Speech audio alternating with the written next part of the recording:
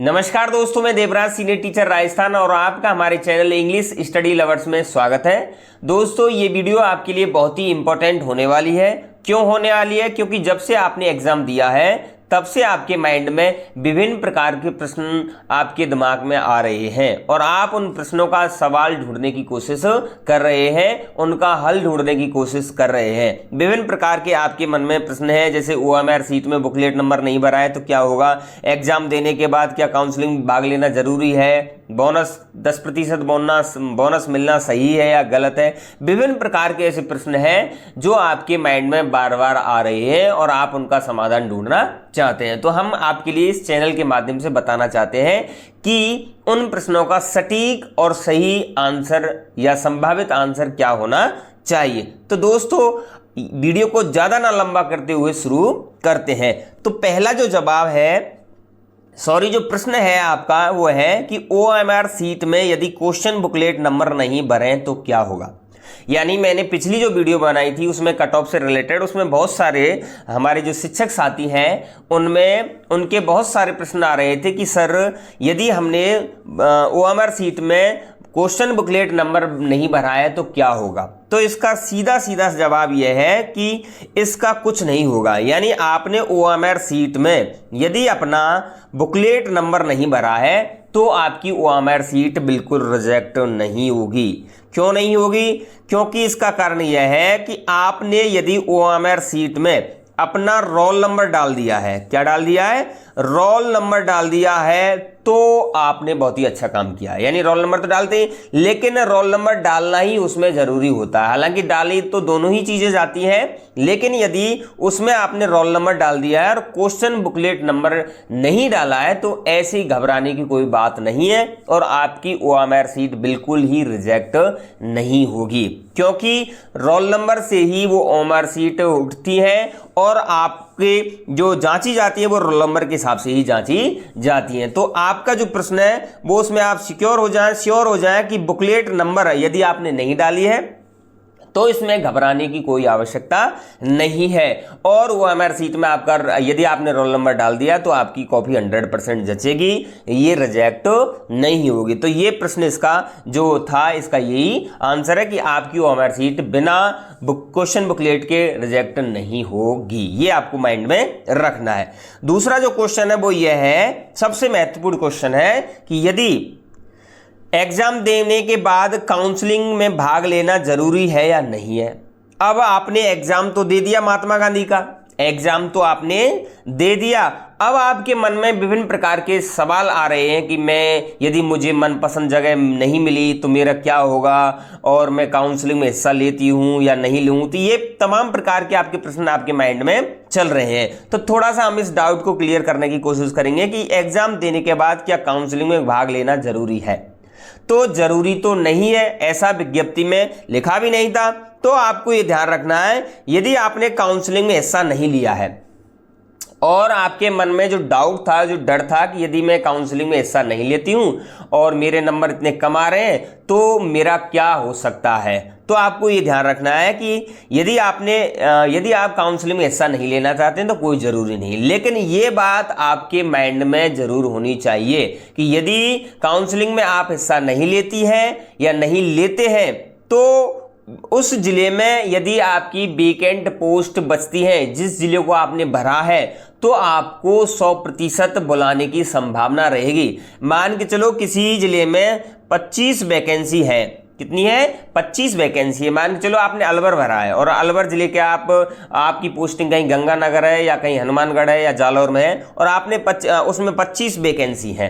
कितनी है? उदाहरण के तौर पर 25 वैकेंसी है और उनमें से आपने काउंसलिंग में हिस्सा नहीं लिया है। बाकी की ये 20 सीट वो पहले ही भर चुकी हैं। कितनी भर चुकी हैं? 20। अब 5 जो सीट खाली रह गई हैं और आपका एग्जाम क्लियर है, 40% से एबव है, तो आपको इन 5 सीटों पर कहीं भी भेजा जा सकता है। ये आपको दिमाग में रखना है। यदि आप काउंसलिंग में हिस्सा नहीं लेते हैं तो आप 25 जिले थे और उसमें आपने हिस्सा नहीं लिया, 20 पहले ही भर चुकी हैं, 5 खाली हैं, तो आपको उनमें जाना ही पड़ेगा। ये विभाग की मंशा है और ऐसा लग रहा है।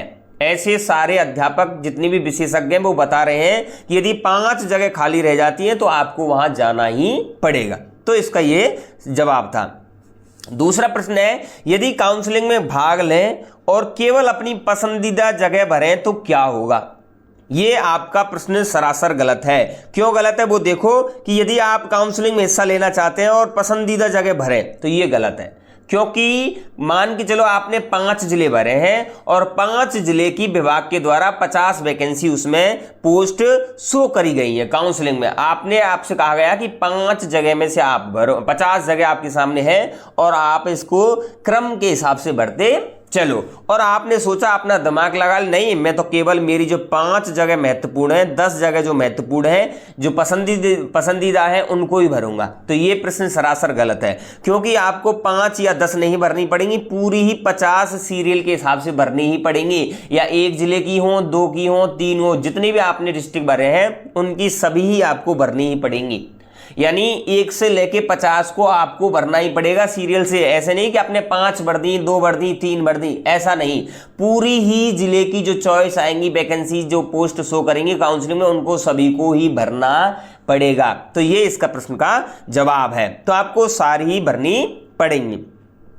नेक्स्ट क्वेश्चन की बात करें कि यदि मैंने काउंसलिंग में हिस्सा लिया और मुझे अपनी पसंदीदा जगह नहीं मिली तो क्या ज्वाइन करनी पड़ेगी?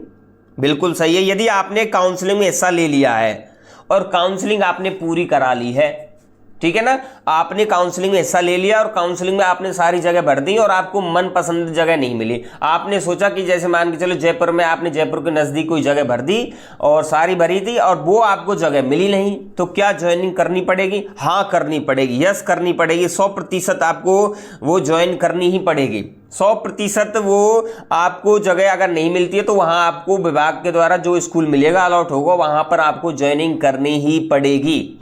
ये आदेश है। जब आदेश निकल जाते तो रिट्राइव नहीं होते हैं तो आपको वहां पर पोस्टिंग लेनी ही पड़ेगी।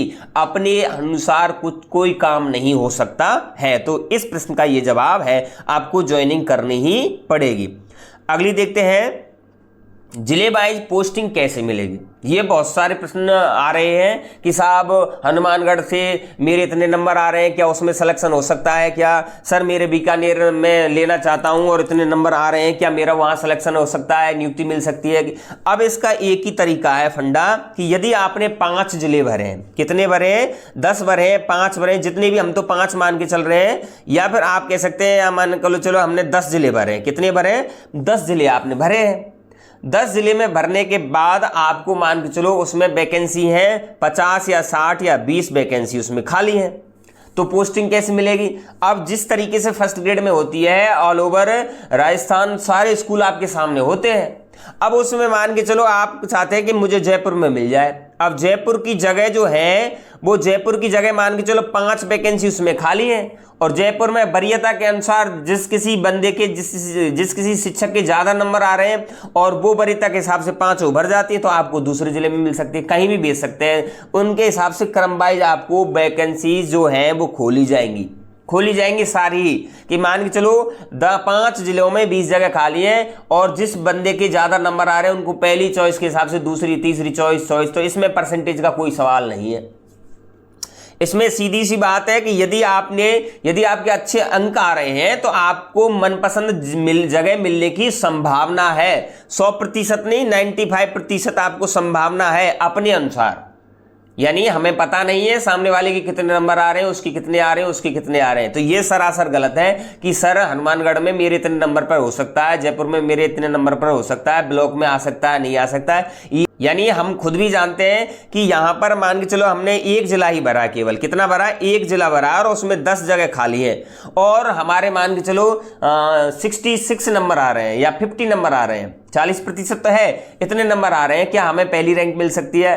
अब हम कहें कि भरतपुर में हमें इतनी जगह कुमेर ब्लॉक में वो मिल सकता है, क्या हम कैसे कह सकते हैं? गारंटी नहीं है इस चीज की, कोई गारंटी नहीं है, क्योंकि यहां पर आपके लिए आपके परसेंटेज के हिसाब से दिया जाएगा। जिसके ज्यादा नंबर है उसको पहली, फिर उसके उससे कम है उसके हिसाब से, उस हिसाब से नीचे क्रम में आते जाएंगे। तो इस तरीके से आपको पोस्टिंग मिलेगी। तो ये आपका डाउट जो है उसको निकाल दें कि सर मेरे इतने नंबर पर इतने क्वेश्चन बन रहे हैं, इतने नंबर आ रहे हैं, क्या मेरा उस जिले में या उस ब्लॉक में स्कूल मिल सकता है कि नहीं मिल सकता है? ये गलत है, ठीक है ना। तो आपको इस प्रकार से पोस्टिंग दी जाएगी जिले वाइज। अगला प्रश्न है, इंग्लिश वालों को छोड़कर क्या 40% वालों को नियुक्ति मिलेगी या नहीं मिलेगी? देखो इसका जवाब यह है कि इंग्लिश, हाँ मानते हैं कि ये जो वैकेंसी है वो ज़्यादातर इंग्लिश मीडियम वाले बच्चों के लिए, लेकिन अदर सब्जेक्ट वालों के लिए भी है उनको, तो जैसे हिंदी है, संस्कृत है, अदर सब्जेक्ट भी हैं, सभी को है। अब इसमें क्या है कि यदि आप को छोड़कर 40% वाले जो बच्चे उनको नियुक्ति मिलेगी या नहीं मिलेगी? हाँ मिल सकती है। क्यों मिल सकती है? क्योंकि यदि आपकी वैकेंसीज खाली हैं और आपके लड़के उपलब्ध नहीं आ रहे, शिक्षक उपलब्ध नहीं आ रहे हैं, तो आपको 40% वालों को जगह मिलेगी 100%, तो इनको मिलने की संभावना है पूरी पूरी। तो ये आप डाउट निकाल दें कि इंग्लिश वालों को छोड़कर क्या 40% वालों को नियुक्ति मिलेगी या नहीं? तो इनको नियुक्ति मिलेगी यदि वैकेंसी उसमें खाली है तो। यदि वैकेंसी खाली नहीं है तो आपका कोई नंबर नहीं आएगा, ठीक है ना। तो ये आपको ध्यान रखना है। अगली जो क्वेश्चन है वो देखते हैं, यदि मैं एमजीजीएस एग्जाम देने के बाद काउंसलिंग में हिस्सा नहीं लेती हूं तो क्या अपने मूल स्थान पर रहूंगी? देखो ये बहुत ही अच्छा प्रश्न है। ये बहुत सारे लोगों के माइंड में चल रहा है। क्यों चल रहा है? किसी के 40% है नंबर, किसी के 50% है, या किसी के 60% है। क्योंकि यहां पर 40 से और 50 के बीच वालों को, छात्रों जितने भी हमारे शिक्षक गुरुजी हैं, उनको डर लग रहा है। डर लगना स्वाभाविक है, क्योंकि कई सालों से वे अपने मूल स्थान पर नौकरी कर रहे हैं। उनको वहाँ की आबो हवा का पता है, स्टाफ का पता है, पूरे गांव के माहौल का पता है, उस जगह का पता है। तो उस जगह को छोड़ने में उनको डर लग रहा है। रीज़न क्या है कि यदि हमने काउंसलिंग में हिस्सा ले लिया और हमको अपना मनपसंद जगह नहीं मिली तो हमको पूरी तरीके से परेशानी हो सकती है। मान के चलो कोई 50 किलोमीटर पर वाले शिक्षक ने सोचा है कि मैं 10 या 5 किलोमीटर के आसपास अपने आसपास के वहां पर स्कूल गांव में पहुंच जाऊं, और यदि उसे नहीं मिला है, 50 किलोमीटर था और जिले की सीमा तो बहुत लंबी होती है, और उसके अलावा उसने काउंसलिंग में हिस्सा ले लिया और उसे 60 या 70 किलोमीटर स्कूल मिला, तो उसको तो घाटा गया, तो उसको कोई फायदा नहीं हुआ। तो बहुत सारे हमारे जो गुरुजी हैं उनके मन में प्रश्न आ रहा है कि यदि मैं एग्जाम देने के बाद काउंसलिंग में हिस्सा नहीं लेता हूं तो क्या अपने मूल स्थान पर रहूंगा? देखो इसका आंसर यह है कि यदि एग्जाम में आपके 40% नंबर आ रहे हैं या 40% से एबव आपके नंबर आ रहे हैं, और यदि आपने काउंसलिंग में हिस्सा नहीं लिया और आप सोच रहे हैं कि काउंसलिंग में हिस्सा नहीं लिया है तो हम पोस्ट ज्वाइनिंग कहां से करेंगे? तो देखो ये आपकी गलत सोच है। गलत सोच क्यों है? यदि आपने 2 जिले भरे और 2 जिले में कैंडिडेट मान के चलो 2 जिले में मान के चलो 6 जगह हैं। कितनी जगह है? 6 जगह हैं, और उसमें से आपकी 4 भर गई क्योंकि 4 कैंडिडेट अवेलेबल थे, और उसके बाद आपकी 40% नंबर भर रहे हैं और उस जिले में आपने अप्लाई किया, तो वहां पर आपको सरकार विभाग द्वारा आपको नियुक्ति दी जा सकती है। ये आपकी माइंड में रख लें। यानी 6 जगह में से 4 पे भर गई, 2 रह गई, तो 2 जगह पर आपको नियुक्ति मिल सकती है, ऐसी संभावना जताई जा रही है। तो ऐसी आप भ्रम में ना रहें कि काउंसलिंग में हिस्सा नहीं लूंगा तो आपको ज्वाइनिंग नहीं मिलेगी। तो ऐसा माना जा रहा है, हमारे अनुसार ऐसा नहीं, हम तो यूं कहें ऐसा नहीं हो तो भी अच्छा है, लेकिन ऐसा माना जा रहा है कि एग्जाम यदि काउंसलिंग में हिस्सा नहीं लेते हैं तो क्या हम मूल स्थान पर रह सकते हैं? तो ये गलत है। थोड़ा सा डाउट है इसमें कि यदि हमें काउंसलिंग में हिस्सा नहीं लेते हैं और आपके काउंसलिंग में हिस्सा नहीं लेते हैं और क्या मूल स्थान पर रह सकते हैं, इस प्रकार से, तो हम मूल स्थान पर रहने की संभावना नहीं रहेगी। यदि आपके 40% से एबव हैं, यदि रिक्त सीटें उसमें बचती हैं तो आपको वहां पर जाना ही पड़ेगा। ये आपको ध्यान रखना है। उसके बाद देखते हैं नेक्स्ट क्वेश्चन क्या है कि लैब असिस्टेंट संस्कृत सब्जेक्ट वालों की कितनी पोस्ट रिक्त है? अब इसका ये सीधा सीधा जवाब है, बहुत सारे हमारे गुरुजी हैं, लैब असिस्टेंट हैं और संस्कृत सब्जेक्ट वाले जितने भी गुरुजी हैं उनका बार बार कमेंट आ रहा था कि सर क्या हमारी पोस्ट कितनी खाली है। तो आपको क्या करना है, साला दर्पण पर जाकर वहां पर आपको खोलना है। वो खोलने के बाद लॉगिन पासवर्ड डालने के बाद वहां पर रिपोर्ट का ऑप्शन आता है। क्या आता है? रिपोर्ट का ऑप्शन आता है, और रिपोर्ट को ऑप्शन पर क्लिक करने के बाद वहां पर आपको पुनः एक ऑप्शन आएगा वेकेंट पोस्ट। वेकेंट पोस्ट पर जाकर आप सारी पोस्ट को देख सकते हैं कि कहाँ कहाँ रिक्त है, कहाँ कहाँ नहीं है। तो ये अपना जवाब वहां से आप सॉल्व कर सकते हैं और अपनी एक लिस्ट बना लें और उसी के हिसाब से आप अपने स्कूल भर सकते हैं। तो लैब असिस्टेंट और संस्कृत वालों की कितनी पोस्ट रिक्त हैं वो वहां जाकर देख सकते हैं। कई प्रश्न ऐसे आ रहे थे कि सर ये बताओ कि लैब असिस्टेंट की कितनी कट ऑफ जा सकती है और कैसे नियुक्ति मिलेगी, क्या प्रक्रिया रहेगी।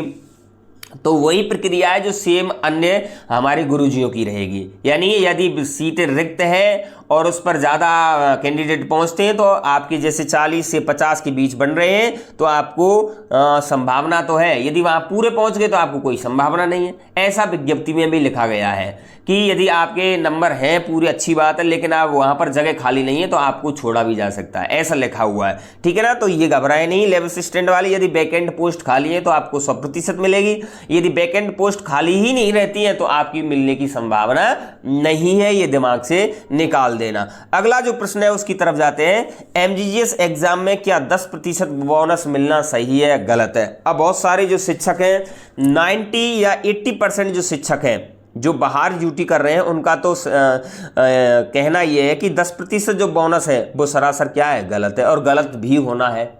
इसका हम भी सपोर्ट करते हैं। क्यों सपोर्ट करते हैं कि देखो ऐसे शिक्षक जो अपने ही होम डिस्ट्रिक्ट में ड्यूटी कर रहे हैं उनको 10% क्यों दिया जाए? फायदा तो उनको होना चाहिए जो बाहर क्या कर रहे हैं, ड्यूटी कर रहे हैं, कई कई सालों से वो बाहर ड्यूटी कर रहे हैं, उनको 10% बोनस मिलना चाहिए, ना कि होम डिस्ट्रिक्ट वालों को।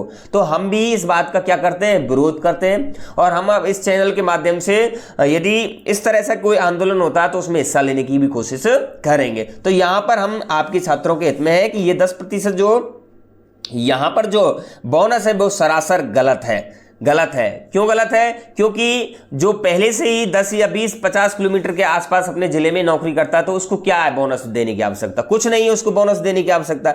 तो यहां पर ये सरासर गलत है और ये होना भी नहीं चाहिए और ये बोनस हटना भी चाहिए। तो यहां पर हमने आपके लिए विभिन्न प्रकार के प्रश्नों को सॉल्व कराने का प्रयास किया है और आपके जो मन में जो डाउट चल रहे हैं उन डाउटों को क्लियर करने की भरसक प्रयास किया है। और अंत में जो प्रश्न था 10% बोनस, आप भी इस चीज का विरोध करो कि ये गलत है, गलत है, गलत है। हमें इस चीज का विरोध करना चाहिए। तो दोस्तों आई होप ये वीडियो आपके लिए बहुत ही यूजफुल रहेगी। यदि किसी भी प्रकार का कोई आपके मन में अब भी प्रश्न रह गया तो प्लीज हमें कमेंट के माध्यम से बता सकते हैं। वीडियो अच्छी लगी है तो प्लीज लाइक शेयर कमेंट जरूर करें। चैनल पर पहली बार विजिट कर रहे हैं तो प्लीज हमारे चैनल को सब्सक्राइब करना ना भूलें। दोस्तों वीडियो बनाने में बहुत ज्यादा मेहनत लगती है।